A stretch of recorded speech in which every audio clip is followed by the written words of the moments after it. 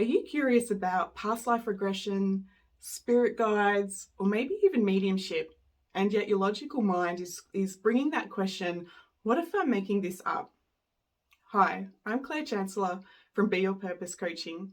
I'm an NLP trainer, an NLP master coach, but most importantly, it's important that you know I'm a natural born psychic medium. I was born with the gift to be able to connect in with my spirit guides and to be sensitive to energy, to know what's going on around me. And so it's created this lifetime of dedication to better understand how the pieces of the puzzle all come together. I'm absolutely fascinated by the people who turn off their spirituality, how they're not connected to their guides.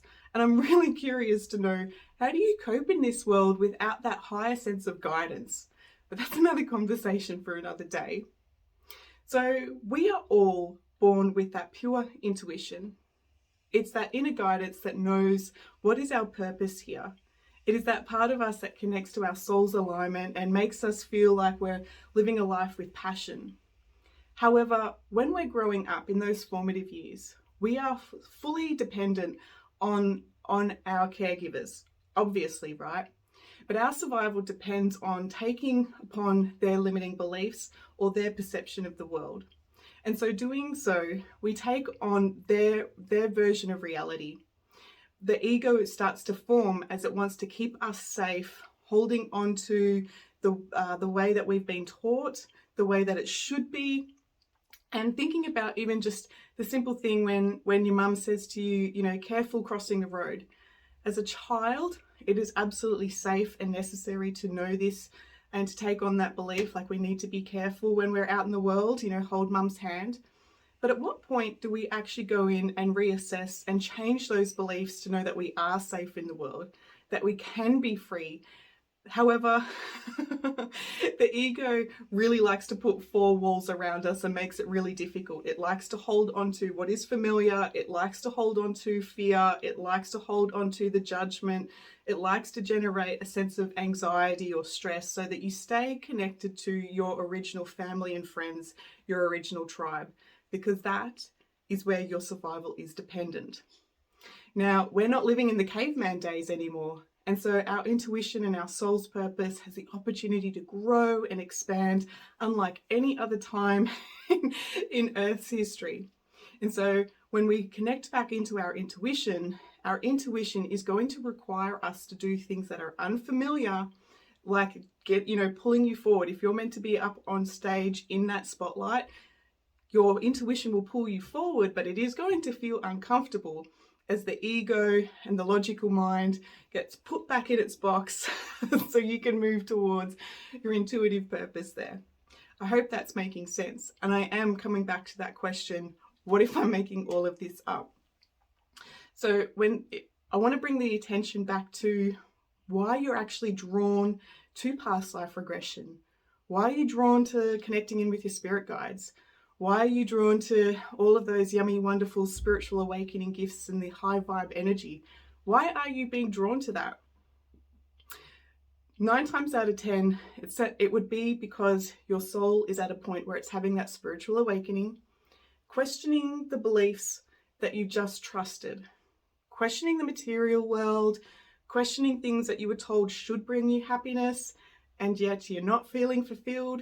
And it's like, there's this what we call a spiritual awakening, but there's also the detachment from the material world, the 3D, the heaviness. And it's like, wow, there has to be more to life. There has to be. And so with this spiritual awakening is part of the questioning on what do I actually have to hold on to and what can I start to let go of. Now, when I take my child to see a doctor or a psychologist, which has happened to me, one of my daughters is autistic. The psychologist going, oh, is she seeing anything that's not really there? And I'm like, well, actually, we do see spirit. We do see spirit like they're people around us. And I'm a little bit worried and concerned about why you can't see what's there. Thinking about somebody that can see spirit, if they're if they're connected to that spirit world and that's part of their identity, if that's part of who they are, then it's like, which one is more sound? I think about the person who's colorblind and they miss out on all of the colors and their experience of the world compared to somebody who's got the full-blown spectrum of the rainbow. Who is right? Who is wrong? Who's making it up? Who's not making it up? I wonder about how our unconscious mind holds onto the photo album of all of your experiences. If you think about the holiday that you went on when you were 8 years old and you went to the beach, and then you chat to your brother, your sister about their experience when they went on that family holiday, there's a high chance that their memory is going to be very, very, very different to yours. And again, does that mean you're making it up? Or does that mean you had a unique experience? Because I tell you what, your soul's experience is unique to you. You cannot make this up. And that's the same when it comes to past lives, spirit guides, and mediumship. I'll go off track a little bit and give you why I strongly, strongly believe in past lives. I was having trouble with one of my daughter's pregnancies. I was pregnant.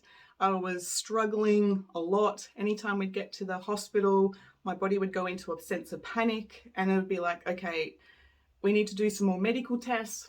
But no medical tests, no gastroenterologist, no psychologist could help me.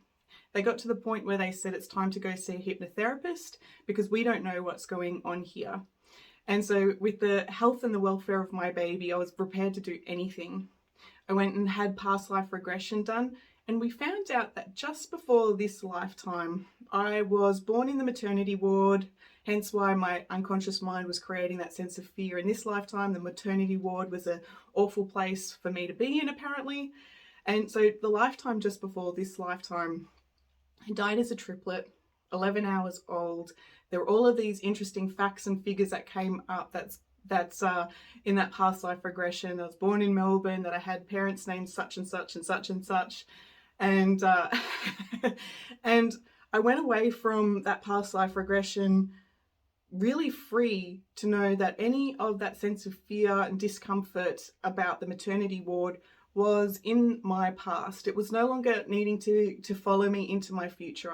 I was in a new experience, a new beginning. And so going into that maternity ward, I was free of all of the fear that I may die, because apparently my unconscious mind said that's what happened in a past life. So I got the results right away. Like that anxiety went away instantly. And it was like, wow, okay, how can this get any better? Fast forward 10 years after that, I meet my now partner or husband, David. And yes, David is 20 years older than me. And in getting to know one another, we found out that he is a triplet. His brother died at 11 hours old. His mother is such and such. His father is such and such. Everything started to match up. And so there was this unbelievable tingling sensation of like, wow, that familiar yumminess and needing to be together. It was like a soul contract that we were here to complete what we couldn't complete in that past life. Of course, for David, it's his current life. So that's just completely trippy, right? And so to test things a little bit more, David took me to the gravesite of the triplet, and my energy just went vroom, like a bag of bones. I just sort of like, whoa. And it was this really weird, surreal feeling. Of course, David and I have checked his experiences of past lives and my diaries of past lives, and we pretty much match up in nearly every single past life. The facts, the dates, everything seems to match up, and it's just like, ooh, really, really exciting. So that's just me. That's my reality. That's my experience. I don't need any more evidence to know that this is true. But I want you to know that when it comes to things like past life regression, if you've had an experience where a mine has collapsed in on you in a past life, and your cellular memory is still holding onto the fear of claustrophobia, a sense of anxiety, getting into a small space, and this is playing out now when you get to work, get into that elevator, and you have this panic attack about claustrophobia. This is your unconscious mind protecting you from an event that's happened outside of this body. It's still part of your cellular memory. It's still part of your soul's records. And so that panic attack and that anxiety is trying to trying to protect you from an event that's happened, whether it's this lifetime or a past life. That could be fear of water, fear of flying, fear of fires. I've seen it all. And so the unconscious mind, again, will do whatever it can to maintain your survival. My question is if something like past life regression can resolve and dissolve somebody's anxiety, their stress, their health concern like that, a session or two, if it can resolve and dissolve anxiety, then who cares if we're making it up? Because I tell you what, it is completely illogical to hold on to anxiety and hold on to the desperation that the medical system may find a way to manage and solve it. If you can just do past life regression and solve it, I may sound a little bit flippant here, but like, who cares if you're making it up? Because your intuition, again, wants you to be free. It wants to live a sense of empowerment. It wants you to explore the abundance of everything that is here. So I've waffled. I love exploring this topic with people and just checking in with my team. Is there anything else here that they want you to know? They are bringing in this awareness to talk about spirit guides just a little bit. If you'll be patient with me, I'll try to explain that a little bit. But before our soul does come into this body, before it comes into this body, there's a a place in the spirit world, life between lives, where you can go and have a look at that soul contract about what it is that you wanted to learn specifically in this lifetime. That's part of this lifetime's purpose. And with that, when we're back at the contract table, when we're between lives, there's a group of other souls known as our soul family. They're not necessarily blood related, but they are very meaningful in the way to help you create that purpose. So if you put your hand up and say, great, I want to come into this lifetime and learn about patience, then the other souls there at that contract table say, great, I'm going to come in as your messy little brother and teach you patience through impatience, or be it the ex-husband or so on and so forth. And so there's that soul contract that is created. So when we come when we come here into this lifetime, it's just like a show. We're trying out different characters, different roles, with the intention for our soul to fulfill its purpose, to grow and evolve. And so these people that may be known as your spirit guides are part of your soul family. They know what you wanted before you signed up for this lifetime, and they're here to help you guide towards creating that soul's purpose. I hope this is all making sense. I'm trying to put all of the pieces of the puzzle together for you. But in the meantime, just start to question, what is your reality? What is made up? what's when an artist gets a blank canvas and they want to utilize their imagination and they come up with ideas, are they really coming up with ideas, or are they channeling in that creative energy? If somebody's inventing something or writing a book, are they making it up, or is it coming from that higher sense of guidance? I guess we'll never really know, but it's a really good question to ask. If past life regression, if you think you're making it up, woo,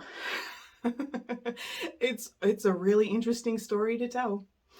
I'm Claire from Be Your Purpose Coaching. I hope that's answered some questions. If you've got any more questions, let me know, and I will talk to you later.